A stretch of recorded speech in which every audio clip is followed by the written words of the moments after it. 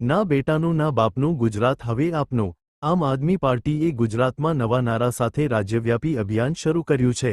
એક press conference દરમિયાન આપના નેતા ગોપાલ ઇટાલિયાએ આ નવા નારા સાથે એક હુંકાર ભર્યો હતો। આજે આમ આદમી પાર્ટી દ્વારા એક સ્લોગન નારો લોન્ચ કરવામાં આવી રહ્યો છે।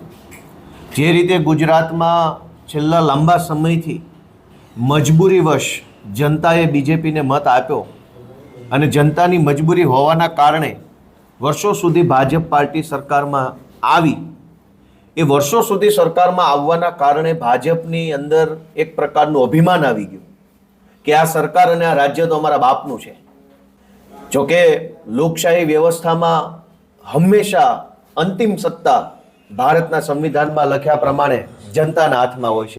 આમ આદમી પાર્ટી દ્વારા એવું નક્કી કરવામાં આવ્યું છે કે નહીં બેટાનું નહીં બાપનું ગુજરાત હવે હશે આપનું।